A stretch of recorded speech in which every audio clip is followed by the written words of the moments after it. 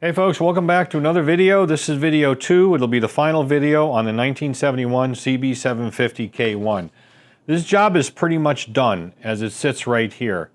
And we'll show you some detail on it here in a little bit. What I wanted to tell you about this video is that it's going to be in 3 sections. Is that 3? Yeah, it's going to be in 3 sections after this intro. And I hope you don't mind if I use some notes because I want to keep on task. I mean, it's not like I ever go off task and talk about something different or issue word salads, or just, basically go on a tangent about something completely unrelated. I mean, when do I ever do that? So I want to keep on task to move along. So the first section, right after this intro, we're going to go right into test riding. I'm not going to keep you guys in suspense and make you wait to the end of the video. It's about 2 minutes long of footage. It's not the best footage because my recording equipment basically sucks, but it's the best I can do. And you can see and hear just how, well, I'm not going to tell you how this thing runs, but you can see and hear how it runs. So you watch the clips and then make your own judgment, and then we'll come back because right after the clips, we're going to talk about it. We're going to talk about what I did to get it to run to the level it is at right now. It's not going to take long to do that, and then we're going to move on to section 2, which is problem solving. I did do some actual videoing where I'm talking and so forth, traditional videoing, not necessarily an overdubbed thing. Number 1 problem solving was these fork covers, how they articulate with the accordion rubber dealios here and this trim ring. Nothing fit proper, and I had to come up with some real creative problem solving to make that fit. We're also going to talk about some problem solving on the tank, in particular this latch, this tank latch. This is an aftermarket cover, or cap rather. That wasn't such a big deal, but this latch, which is the original one, I just can't believe how this thing is made that stuff doesn't fit. So I'll show you some stills and do some quick overdub as to what the problem was and how I solved it. And we'll also throw a little bit in about these side covers. These are aftermarket, the Yamaha 750 reproduction side covers and aftermarket emblems. But the way these things are made, as far as the holes drilled and so forth, I had to do some massaging on that. Now, I'm not going to go into what I feel about Yamaha750.com and these parts on this video. I'm not going to do that. We don't have time, and this isn't a video for complaining about a particular vendor or parts. I'm just going to tell you in the video the problems I had and how I solved them. Now, if you want to know how I feel about them, I'll put my email at the end. You can email me. If you're like, hey, I'm thinking of using them, I'll tell you how I feel about them as far as based upon my experience with these parts on this bike. And I guess that's enough said about that. So after we get done with the problem solving part, we're going to go into the third section. That's 3, right? Third section. And it's going to be machining. We have some machining in this video. I gave you a teaser on that when we did the drain screw modification. I just gave you a teaser at the end of the video, video 1. I'll show you exactly how I did that. That is actual video where I'm talking and explaining everything, and show you the parts that I used for it. And also, in the machining section, we're also going to do some things to the carbs, make some parts, non-traditional material that I normally work with. And I think you'll enjoy that as well. So that pretty much sums it up, except for I wanted to say 2 things. Number 1, somebody put a comment in the last video basically calling me dumb and the video dumb just because I misread the odometer. I make mistakes. I misread the odometer, big deal. Well, that user is blocked, so that's gone. I'm not going to tolerate comments like that because it's non-constructive. If you want to issue a constructive comment, like you're doing that wrong, here's the reason why, I am all for that because I don't know everything. I tell you that up front in these videos a lot of times, and I almost always, pretty much always, show you my goof-ups as well because it's a learning process for everybody. I do these videos for you guys as a learning process. I learn, you guys learn, everybody wins. But with comments like that, nobody wins, and I'm taking a very aggressive stance from now on those. And the next one I see is going right into the round file, and that user is going to be blocked. Second thing is, I'm going to upgrade my camera equipment for in the shop use. I'm going to go to a dedicated digital video recording equipment made by Sony that meets my requirements, and with a Sony proprietary lavalier mic system for it. And that way, I think we're going to really increase the audio quality and the video quality as far as watchability goes, and hearability. Is that a word? And so that's going to really help. I'm actually buying it from a local camera store. I am not going online for this crap and giving Bezos another cent if I don't have to. So I'm going to my local camera store. I already talked to them. They are currently out of the model, but they're going to call me in a week or so when it gets in. It's going to cost a lot of money, and I'm going to go down there, and I'm doing it all for you guys because I want to improve the content and the quality of the content. So with that, let's get moving on. Let's go out to ride. You see those clips. We'll come back, talk about that, and then we'll move on with the rest of this video.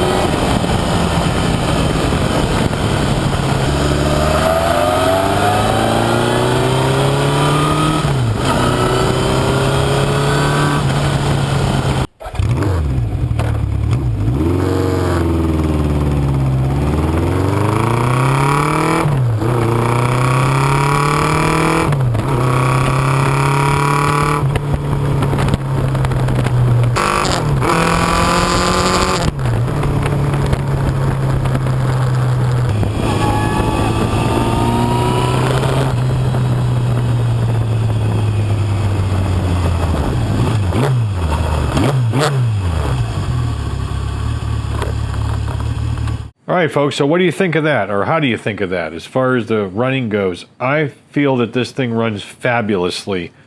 Fabulosa is what I think about it. It just runs great. It does not miss a beat. From light throttle to heavier throttle. I mean, I didn't specifically spank it or flog it, but, well, maybe spanked it a little bit. I didn't flog it, but, you know, I ran it harder than, you know, you would if you were just kind of riding around some country roads on a Sunday afternoon. Because I needed to do some roll-ons. I needed to do a couple of wide open throttles. You know, the red line on this is only 7K, I believe, or 8K. There I go again, making mistakes. 8K. So I didn't run it past about 6,500, I think. And I wanted to make sure that this thing was going to be flawless in pretty much the entire power band, which it is. I mean, it really runs very well. So how did I get here? Well, you already knew about the slow jet, move this out of the way, the slow jet situation from video 1.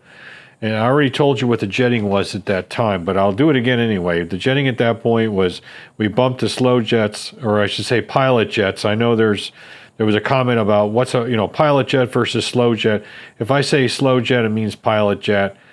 Same difference. You know, it depends on the carburetor, of course, but the slow circuit or the idle circuit, the low throttle circuit jet, if you will, was at a 42 when I got the bike, and the mains were at a 125.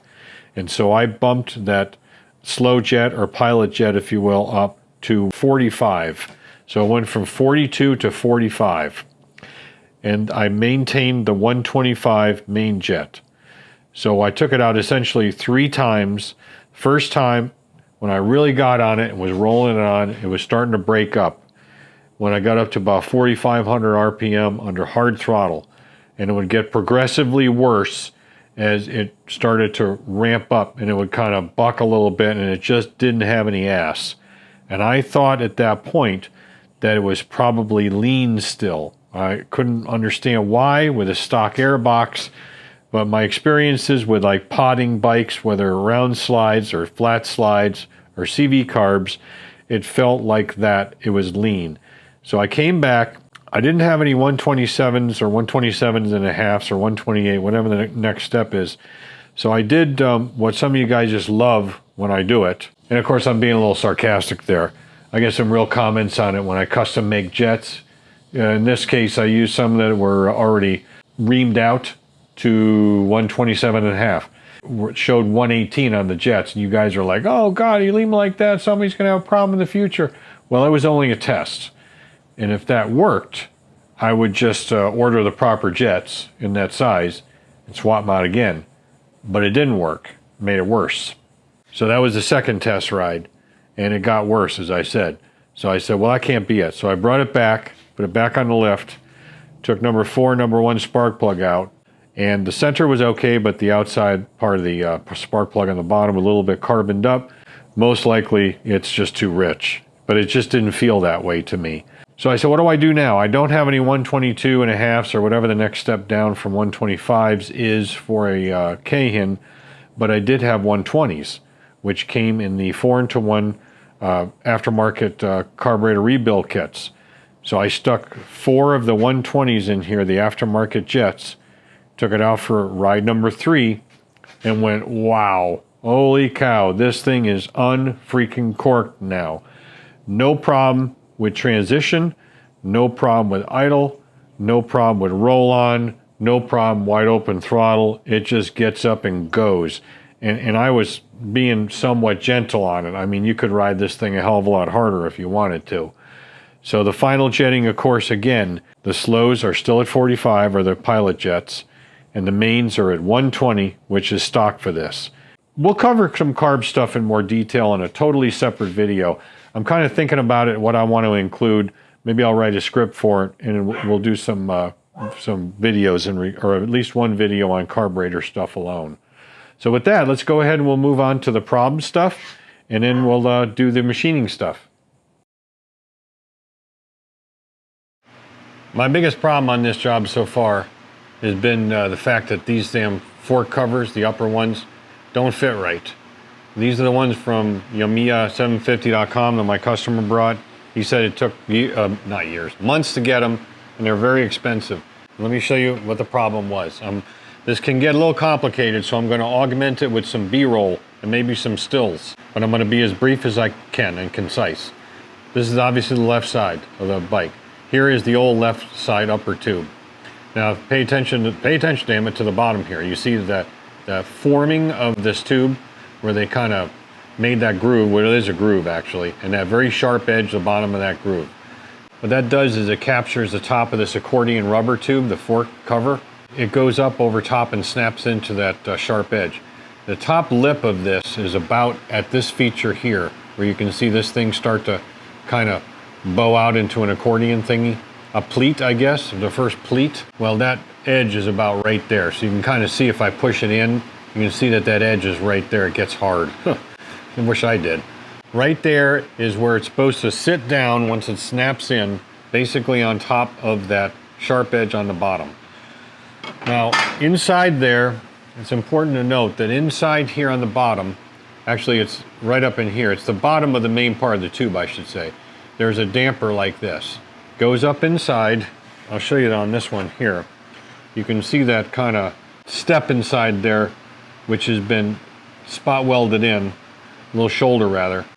That's where this sits, and it goes in this way with the sharp edge or the square edge up, and then the tapered edge sits down on top of the steering stem. The top edge of the steering stem, I should say. You can kind of see that one sneaking through a little bit, that rubber one right there when it gets compressed down, because that's the next thing I want to tell you. What you have is, I got one up here too. It looks like this. It sits down inside the tube, so it's got a little piece that keeps it aligned, which is nice. And between those two guys, this gets squeezed together. It gets squeezed together by the main nut up here, which is on the top of the steering stem, which brings your handlebar bridge down. So when you do this, you can have this one tight here, but you got to leave these guys loose because it'll move this down, you know, the top clamps, which of course I did. Now, before I did all this, I did do the steering head. I had the whole thing apart, because to do all this, you got to take the front end apart anyway. So while I had it down to pretty much everything off, just lifted the handlebars up with a strap, hung them there, and then took the steering head out. Balls were okay. Those are individual balls, they're not a captured race. I re-greased them all and put it back together incorrectly the first time. There's supposed to be 18 balls in the top and 19 in the bottom. I think somebody had it that way to start with because this thing wasn't very good anyway, and there was a pretty good amount of grease in there. It just was a little bit old. But it was kind of binding. I corrected that and put 18 and 19, all new fresh grease, a bunch of the red Lucas Super Lube grease or whatever it's called. Then I properly torqued this spanner nut down and preloaded them.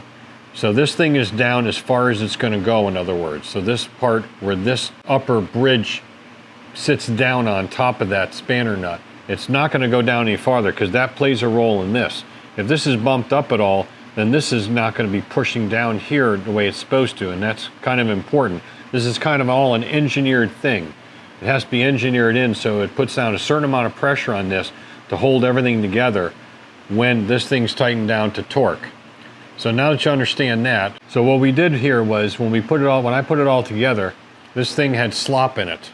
This would move up and down. This was not tight. In other words, when you squish this down, didn't matter what you did, there would be play here, and there was no way to tighten it up. And the reason why was because when they made these things, they screwed it up on the bottom. You see how this one is? And I'll show you a picture or some video of the way it looks compared to this one here, the old one. It's about 1.5 mils longer to that sharp edge. So when this gets snapped over, it's automatically about 1.5 mils too low. The way this works is you can, again, see this part that wraps around that sharp edge. Then this chrome collar, which has got a shoulder in it, that shoulders directly up onto the metal. So that shoulder sits right on that bottom edge right there. And then the bottom edge of the shoulder, which of course is larger to match the size of the flexible fork tube, that sits down on top of that. So when you squeeze all this down, this pushes down onto the tube pushes down onto the collar pushes down onto the rubber, which is pinched in there over that little lip. What was happening was that wasn't, again, tightening up. It was loose as a goose because it was too long. So that really pissed me off because I'm like, why is it like this? So let me show you how I fixed it. Now again, refer to this B-roll here where you see the bottom edge of these new ones and how much longer it is extended wise. You see that little section, it looks like they extended it and it's kind of spot welded in. Well, that makes a groove in itself. It's kind of a smaller area. And I thought to myself, why couldn't I put an O-ring in there of about 1.5 mils, 1.5, 2 mil or whatever thickness as far as the diameter of the O-ring goes, the thickness of the O-ring, the cross section of the O-ring, if you will. So if I sat that up on top of it, and if you look here, if I sat it up on top of that lip, that would artificially raise where the rubber falls on top of that. So it would raise it up if it's on top of that O-ring. And because that metal in there kind of makes a groove, I was afraid that when you roll this thing up over that sharp edge, which is kind of a pain in the ass to start with, that it would drag the O-ring with it and accomplish nothing. But because of that depressed area, that smaller area, it actually stayed in place. And I was able to pop that rubber over top of it. So this rubber is actually sitting on the O-ring. The O-ring is sitting on the bottom sharp edge of this tube. When I put it all together like that, even before I started torquing down on it, it was pretty snug, and well, this is going to work perfect. So then I torqued it up, and Bob's your uncle, it's done. Now this thing will still turn, but not right now because it's been sitting here for a couple of days, so they're kind of stuck together. Because I got to adjust these to get the headlight bucket in. So it's pretty easy to do that. What we're going to do is just unbolt, loosen up the upper fork tube clamps, loosen this guy on the steering head, and then loosen this. That'll let it come up a little bit. Then we can adjust these because I don't want to try to force them and bend them or crack them or something because they are metal, but they'll crack the paint to align it when we get the headlight bucket in. But now I got problems with that. So let me show you what they did on that one. All right, so here's the new headlight bucket and here's the old headlight bucket. Now what holds the headlight bucket in is the signal stanchions, turn signal stanchions, a 10 mil, I think 1.25 thread pitch. That's irrelevant because the problem is what goes through these larger holes, because obviously that's about 12, 13 mil, are these little collars, little spacers rather. Now, I took these spacers out of this old one, they just came right out. And these guys come out too, they just press in, they have a little shoulder. See that one started already? I just haven't finished taking them out yet. And they are for the headlight, yeah, they're for the screws, where the headlight screws go in through to hold the actual headlight in place. The holes that they put in this are almost 30 thou too small in diameter. And it ain't just paint, because the paint's pretty light on this side. They just made the holes too small. It's got the same number, HM-20M, HM-20M, so it's supposed to be an exact reproduction. They won't fit. They won't come close to fitting. So what do I have to do? Well, I'm certainly not going to modify this, because if I start drilling that out, you know what's going to happen. The drill's going to catch, it's going to snap, it's going to break it, and then I eat a headlight bucket. So I decided I'd just machine these down. So how you gonna turn something like this? You guys gotta turn the ODs. There's no way to chuck them. So what I ended up having to do was I had to make, hey buddy, I had to make an arbor for it. And I just made out some scrap metal that I had in my scrap drawer, some steel. And it was, I don't know what size this was to start with, but it was bigger. And so this is 10 mil diameter, I think I mentioned on the ID. So I just turned this part down to 10 mil, left a shoulder. That way you can slip these guys on. There's one, and I made the shoulder so these things are a little bit short. In other words, shorter than the little diameter I turned down to accommodate them.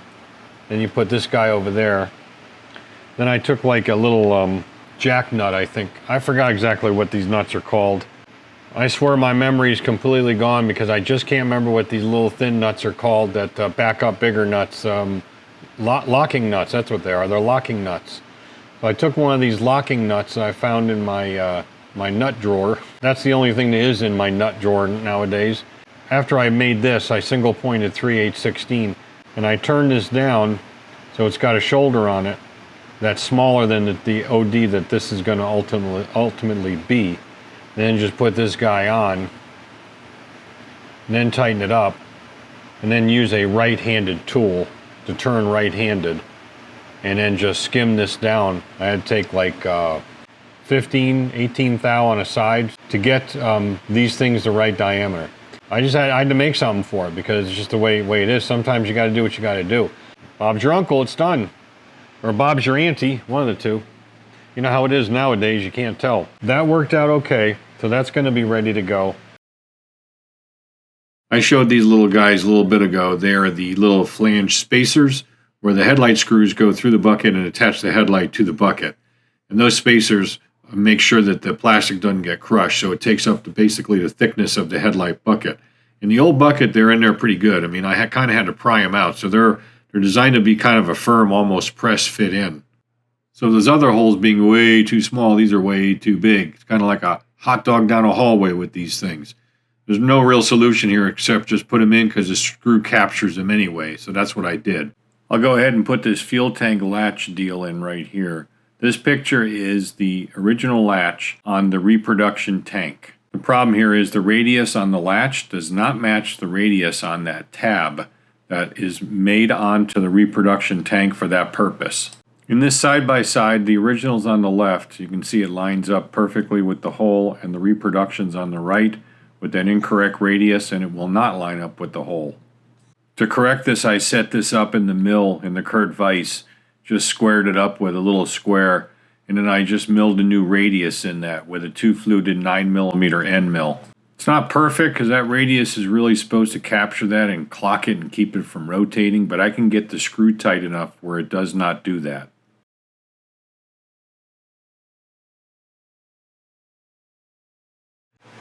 Going to try to correct a couple other issues while the carbs are out. Right up in top of the carbs here where the slide rods go through.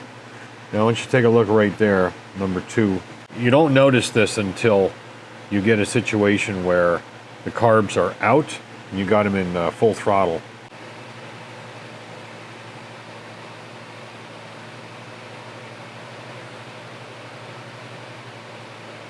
See how much play you got in there in the rubber itself. And what I'll do is I'll take one out.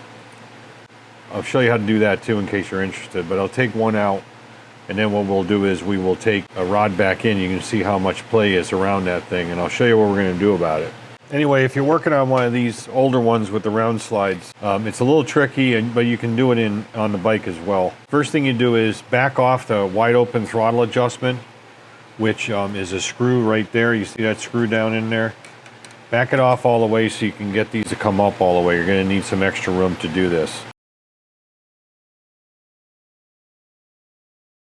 Then you simply unscrew a top of a carb that holds down. This part of the top of the carb, by the way, is called the top set. That's going to be important here in a minute. We'll undo this top set ring, screw ring, whatever you want to call it. It's kind of like a nut. Once you get that out of the way, you just kind of leave it right there and walk away and go have a pizza. No, what we do now is this rod, just like on the KZs with the round slides, it's on like a little ball and socket down inside the slide, so you can rotate this thing towards you. You can actually lean it towards you once we get this up out of the way. So we get this up out of the way, now we can pop off this ring, get it out of our way. And it's better if you take the covers off too, which I'm going to replace the other three, by the way. They're torn, I didn't realize it. Now what we can do is, I got to break this loose. You got to break loose your adjustment for the synchronization on the rod here, which isn't a big deal. So we're going to break this loose, and we're going to take that off all the way. It's pretty much best to do this now. You can break it loose while it's in the fork still, this little fork, but now you got to pretty much get it out of your way. Now once you get that out of your way, it's a little tricky, but this thing is kind of on an eccentric. You see, it's offset. What you need to do is turn it so it's the amount of clearance to the fork. Make sure this thing is wide open throttle, get the rubber out of your way. And with a combination of fiddling here, you can get the top set out. Essentially, I think you have to keep the slide down low first and kind of work it out. Yeah, there you go. It barely fits, but you can get it out. Set that aside. Don't lose the gasket. And now we can just pull the slide out. Now another thing I'm doing is I'm checking the needle position on these. Make sure that they're okay, because needle adjustment is important. The rubber really needs to go, and it's pretty much trashed anyway. There we go. Now we can get the slide out. So it's not really too hard. So if you follow that general procedure, you're going to be able to get these apart. And you can do this, in situ. You can see this thing rocks back and forth so you can get it. So it's not too terribly difficult. I have done this before with carbs on a CB750. It's just a little trickier because of the frame. But it's best to do, in my opinion, with the carbs off. Let me take this and set it aside. And let me show you what we're going to do to repair this. I've already done it on one carb, and we're going to go and do it again, and I'll show you exactly what that is. Now this is number 1 carb, and you can see that that looks a little different from that, because it is. It's different because it is. And we'll go ahead and wiggle this one back and forth. And you can see it has very little play. There has to be a little clearance for this to move, and I'll explain all this here in a second, to slide up and down. But it most definitely slides up and down without any restriction. So what we're going to do is, we're going to go ahead and make new ones of these out of Delrin, which is a synthetic plastic. Delrin is fuel and solvent rated for this kind of application. I just happen to have some in stock, and I read on a CB750 single overhead cam forum a few years old post where somebody said he made these out of nylon, and they worked great, and that's where I got the idea from. This top set is unobtainium as far as that little grommet goes, because it's not broken out into parts fish. This is essentially an assembly, and good luck finding one of these. Even the new old stock ones on eBay, they're going to be like 55 years old, so how good is a little grommet there? Now let me set this back. So let me set you down, back up again, I should say, and we'll go ahead and take a look at how this fits in there so you can really show what the problem is. There is a ton of slop in that thing. I mean, it is not touching the sides at all. All right, so here's a light, and we're going to put a light there and see if we can see how much light is coming through it. Now you can see a little right there.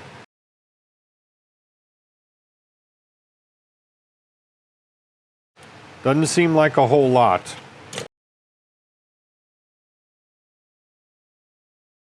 This is clearly unacceptable, and these things are essentially just falling apart. I mean, they're hard, swelled up hard, which is usually a good thing, but not in a grommet like this. And again, unobtainium, unavailable, and loose. These are loose in here too a little bit. Hardest part of all this is getting that old one out. It just comes out in pieces. I mean, these are the fragments of it over here. That's the fragments. It is a pain in the ass to get out. It'll take you 15 minutes to carefully pick it out. It's kind of like picking your nose, but not the same. Anyway, you can see if you look in there, there's an internal groove. Here's a better shot of it. You can see that internal groove in there. At first I thought maybe that was pressed in from the back side, but no, this is a little cast part, and they must have a grooving tool. They go in there and machine that out, where the only thing pressed in is that little bushing. So that is definitely machined in during manufacturing, where the lip essentially of that grommet or seal, whatever they want to call it. We're going to call it a grommet, would go inside, so they would kind of squeeze it in, pop it in, and would spread out inside there. We're going to kind of do that similarly with the Del rim, but not to that extreme amount. Naturally, it's not rubber, so it's not going to flex like that. But it is sturdy and firm enough where we can actually press it in, and it'll kind of snap in. And then it's not going to move, it's not going to go anywhere. That's why I make a little bit more larger tolerances, with the exception of the hole. This hole is actually a little bit big. These bushings, I don't think they're wore out, it's just the way it's designed. See, there's definitely some clearance engineered in there, and what provides the sealing is the grommet on the top. So we want to make this better to reduce the potential for vacuum leaks coming in from the top. And I made a very highly skilled and very professional technical drawing to let me know what to do, because I did the first one T&A style, trial and error, and then revised my numbers. So we're just going to make it exactly to the numbers that I determined from experimenting with number one. So let's go ahead and go over to the lathe and do that. Unfortunately, this is the only Del rim I had, which is a big piece, but it cuts down so well. I have just enough here for another one, because I wasn't sure if this is going to work, so I only turned it back so far and brought it down to 350 thou, which is the overall OD. The major diameter of the part, as far as the main body, is 350 thou. We're going to be working from the bottom end that goes into that top set back. So we're going to essentially be cutting a slot, a groove rather. I keep doing that. Cutting a groove, and then we're going to be cutting down the end of that below that groove, which will fit inside that top set. So since this is already a 350, we can just move on from that operation. Otherwise, if you had a piece of stock, it's actually 354, but that's okay. You'd be doing that one first. For this grooving operation, we're going to go ahead and use the grooving tool that I use to make the fuel joints. And I had to unfortunately grind off my radius that I normally use on the fuel joints, because I needed a really square shoulder in here. I should go over the size of this hole right now. That is not to dimension. It's just a little bit small. I think it's a number 23 or another number 24 drill bit. It's 156 thou. The diameter of the rod is 154 thou. This is all imperial, obviously. The reason why you need it that much bigger is when you press this thing in, it shrinks down. We can drill it in situ, and I'll probably show you how I do that as well. So I'm going to leave it at this size, a little bit small, but I'd rather press it into the part and then reference off the part to finish that hole. It's 600 RPM manual feet, obviously. And I'm going to go ahead and touch off and zero the DRO.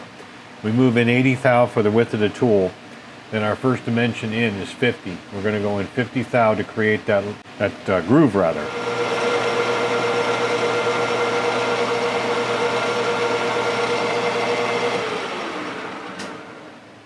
Z is 0, 80, 0.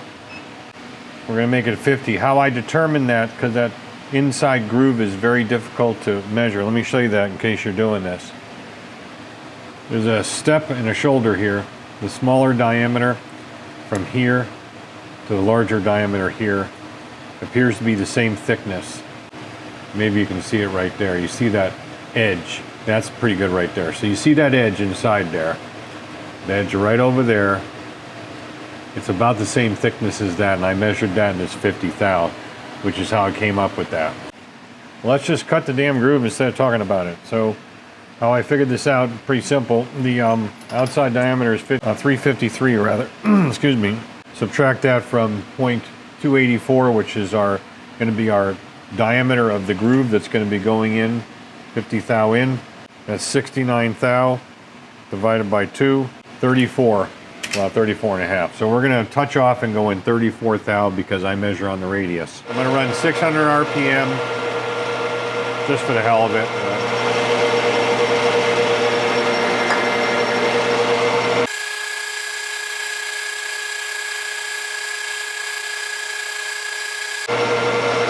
Four and a half. Should be at basically 284 thou. It's actually 287.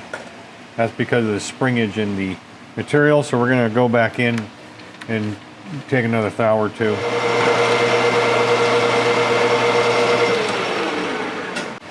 $284.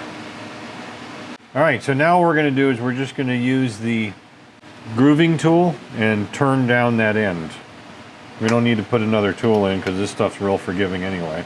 In other words, we're going to bring this end here, this diameter, down to 292 thou. And then we're going to use a file and kind of chamfer that to give it a start. Now it is pretty firm at 292, but there might be some manufacturing variances, so I'm going to stop a little shy and try this one and see if it doesn't want to start going in. If it wants to start going in, then we shall stop there. So now all we have to do really is just touch off and bring it down to 292. We already know where it's at. It's at 350. I know this can get a little confusing here, so let's show you a drawing. The bottom edge that has a little chamfer that helps start it into the top set is only slightly larger than that center section. So that's where it's a little bit confusing. The main diameter at the top remains at 353 thou. But again, that center section is only slightly smaller than the bottom section where that pops into the top set.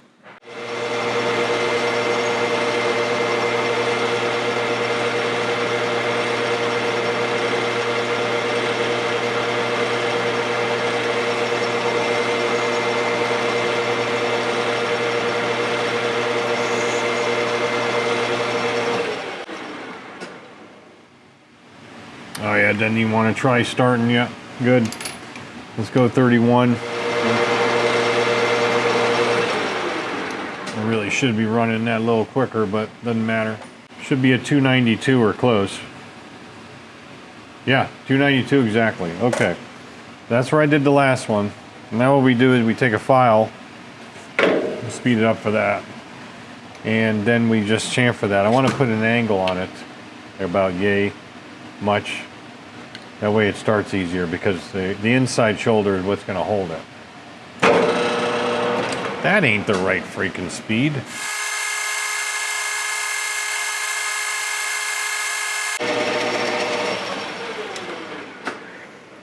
I'm going to take a couple of thou more off the OD with a file. It's a little tight. This is kind of a precision type thing. You got to kind of feel it in. Yeah, I want it where it wants to stay in place like that. Then I know it's really close.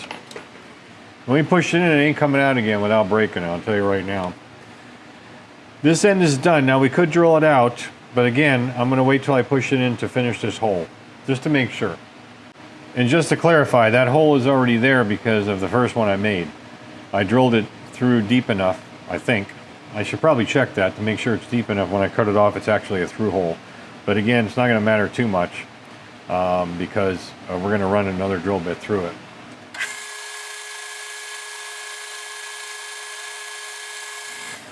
All right, so now we're going to part it off. Remember, this is the end that goes into the top set. So this will be the end sticking up above the top set. So this is the part that you're going to see in this end here. Now the one I made originally, the first one, I figured from this shoulder, which seats on the top of that top set right here, to where I should part it off was 1/8 of an inch, but that's too big. The reason why it's too big, I'll show you here in a second. And that second has come. So when you put these down, when they're in the idle or closed position, you see that little part that looks like a pulley. That's where the boot is supposed to snap on. You can see down inside there that grommet on number 3 sticking up. Not a whole lot of room down in there. So if we put it up too high, we would have a situation where this thing might come down and bump against that. Because this can vary. Remember, these things screw in and out depending on how you sink it. So I figured about a 1/16 of an inch protrusion or prouder than the top of this top set would probably work out for us. So I didn't actually bother calculating what the total length is going to be from here to where I parted off, because I'm using this face as a reference. So really all we're going to do is just touch off on that face. There we go. Now we zero the Z. Tool is 80 thou wide. Zero the Z again. That brings us for the right side of the tool. And then we move 62. So that's where we're going to part her off at.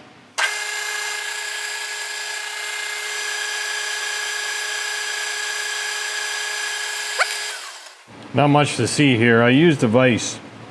Pushed the other one in. Didn't quite like the way it was going, so we'll use the actual press on this.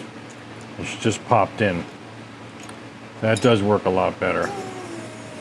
Alright, so this is what I meant before about how this thing tightens up. And that's again how it looks. It's in there, trust me. But it won't, the threaded part won't even fit in, and that's slightly smaller, major diameter than the shaft itself. So we have to chuck this back up and run a drill bit through it of the appropriate size, which I already know. But you can see that that's off center, so we can't just chuck it here. At least not in the 3 jaw. This is where it gets a little crazy. Cray-cray. Not really crazy, but a little different. We're going to put in our little 4 jaw adapter that we've used before on some other videos.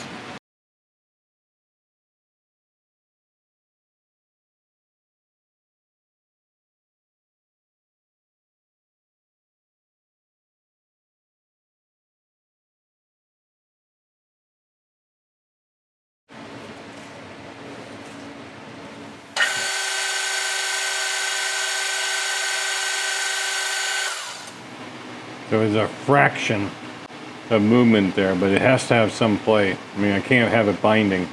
But it's a hell of a lot closer fit than what was in there before. I mean, it's the best we can do without some sort of a rubber piece, but who knows how much engagement a grommet had with the shaft when it was new. Maybe drug a little bit more, but I think this is going to be a hell of a lot better. All right, we're back together. Like I'm not putting the boots on because I'm changing them out. I'm just putting everything back together because I want to keep it where it came off of, that's all. I'm just going to break these off loose again and pop these rings up and slip 3 new boots on when they come, because this one is the new one. I didn't realize the other 3 were bad as well. These are all cracked. And so, but you can see it's just fine. Moves very nicely actually. That's going to be all on this one, and we'll move on to something else. See you then.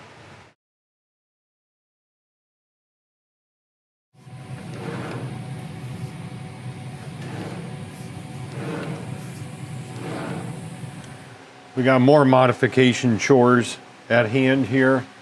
The problem I'm having is well, not all 4 of them, but 3 of the 4 or 2 of the 4, depending on which one. Well, I'll explain here in a second.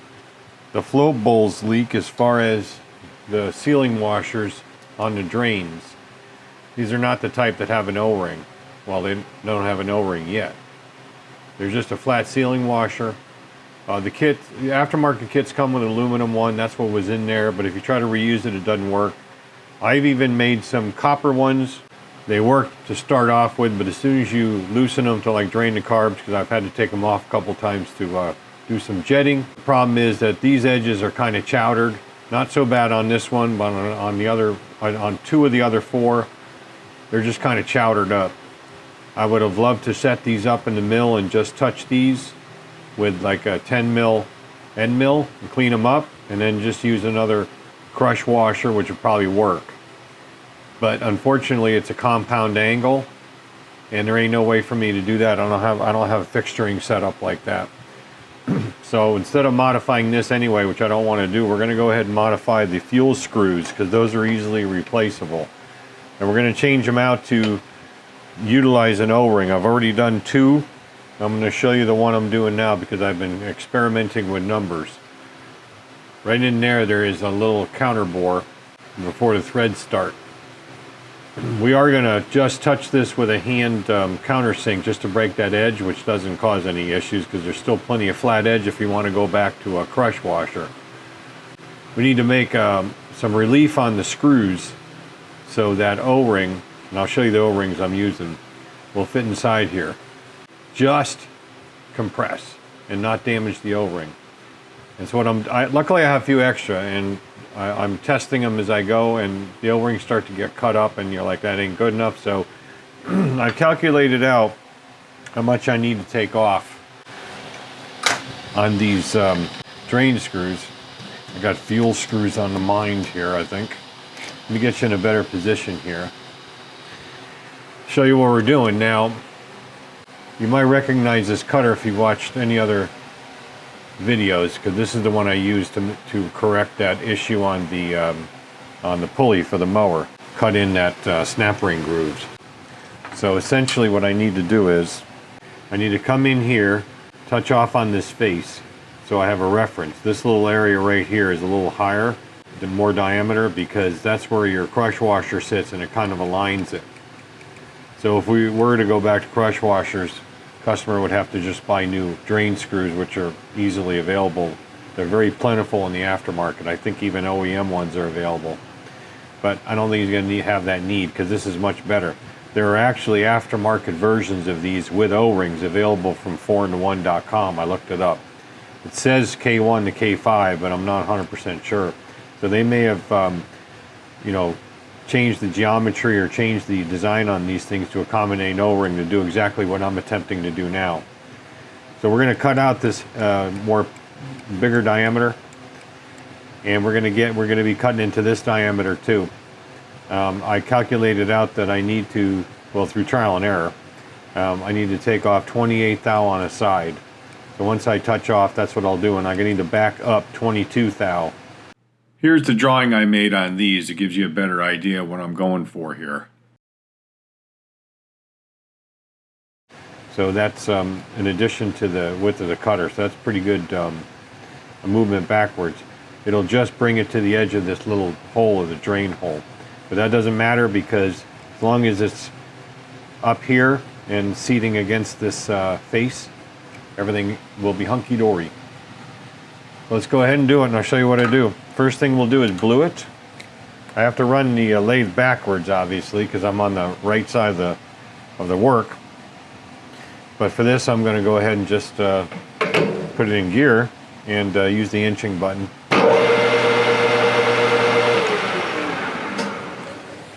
.600 RPM.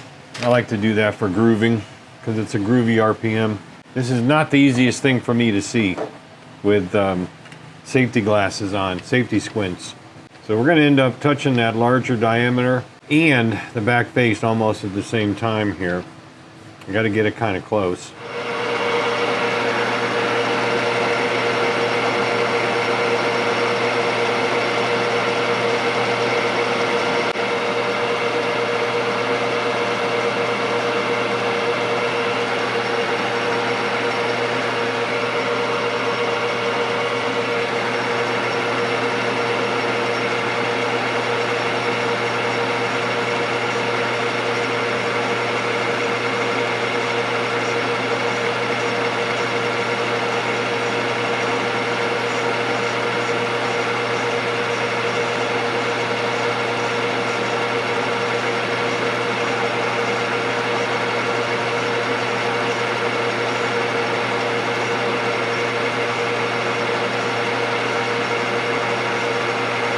Here's 28 on the X. Now we're going to sweep out.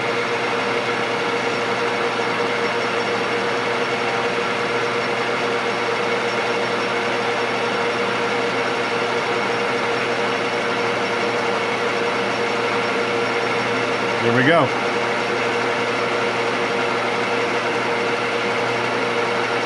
Let it spring cut a little bit.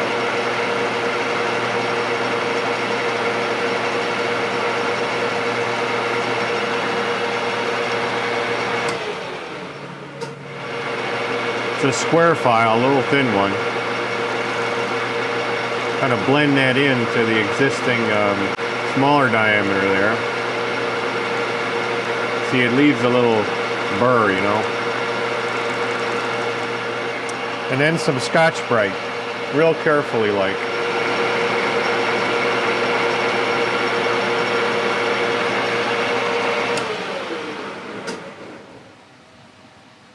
Voila. That's what it looks like when it's cut. I gotta deburr the little holes that cutter just touched. That should work. Let's go try it out. That's what it looks like with the O-ring installed. When you tighten it, you just start to feel that O-ring smush right there. You can tighten it up. You don't need much on these, otherwise they get damaged. Here I am, I'm testing the one I did before with some gas sitting in it, because this is just the way it was leaking with gas in the float bowls. No leaks. So I'm just going to take this fuel and just pop it over into that one now. This will be the third one. And then we'll let this sit for a while.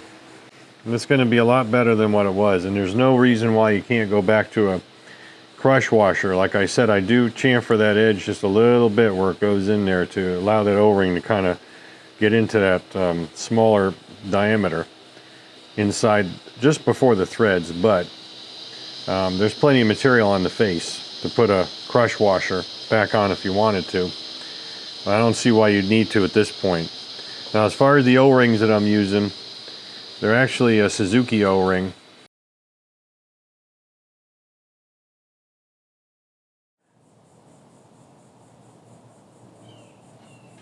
Oh, there you are. Let me get on the other side, talk about these side covers. That's a cool effect. These side covers are reproduction. These are the Yamaha 750 side covers. Logos or emblems, if you will, are a reproduction as well.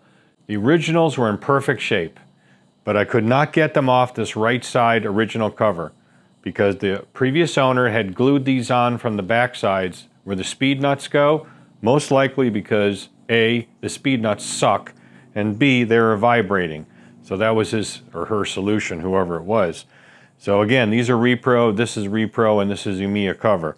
Now the holes didn't line up exactly for the 754 on both sides. Well, actually one side, the other one they were okay, I don't remember which. But I had to do some modifications to the holes with a little needle dick round file. But these gave me the biggest problem. These diamond or emerald shaped red dealio things. On both sides, in this little recessed area where these things sit, there is a feature of the molding that was proud of this recess by a significant amount. Would not allow these to sit down. It would essentially just rock. So I had to carefully tape these off and extra carefully grind that center section down with a Dremel with a little drum sander in it. There's some definite pucker factor involved in that. Let me tell you what, on a brand new expensive aftermarket cover like this. But I got them ground down so they sat flat and they still wouldn't tighten up. So I was able to get the speed nuts off, and I used some different ones. I ordered some extra speed nuts from 4in1.com, which are a little bit better. They're the ones actually that this 754 emblem takes. So I was able to get this kind of glued in. I used a little bit of Flex Seal silicone, just a little dab behind it to keep it solid. You can still get them out if necessary, but you're not going to need to anyway. So these are nice. These didn't move around in the first place, so that's good. But I just had to do this massaging and get these things in. It's just the way it is when you're dealing with aftermarket or reproduction. I don't think it should be that way, but that's for a whole nother discussion and conversation. All right, so that's going to close this one out. I know this one was a little long and a little bit of complication going on in there, but I wanted to show you all the extra stuff that I told you about at the end of video 1. We were going to essentially fill video 2 with that, which is what I did. We really got this thing to the point where I really am pleased with the way it runs, the way it looks, and the way it is. I only have a couple of very small things to do, and that's more like housekeeping, cleaning it up, and doing stuff like that. And then this thing's out the door. I'll finish the bill up, email it to the customer, and we'll schedule a time where we can get him his bike, or he can come down and get his bike. So I hope you like the way this works, because I do this all for you, as I said at the beginning of this video. I'm trying to do the best I can for you all to help you out, help you learn, I learn, you learn, we all win. And hopefully we can keep winning in future videos and do a better job with the new camera and audio equipment that is forthcoming. So if you want to see stuff like that, you need to stick around. Like, share, subscribe, ring the bell. Share it with Aunt Tilly. Remember, Aunt Tilly really likes my videos. And you and she get notified when I put more crap like this up. As always, don't just repair, restore. Thanks for watching, and we'll catch you on the next video. Howdy folks, and welcome back to another video. This will be video 3. No, it's not. Howdy folks, welcome back to... You tell me. God dang it. Freaking mud wasps. Hey folks, welcome back to yet another video on my channel where I probably make a complete fool of myself.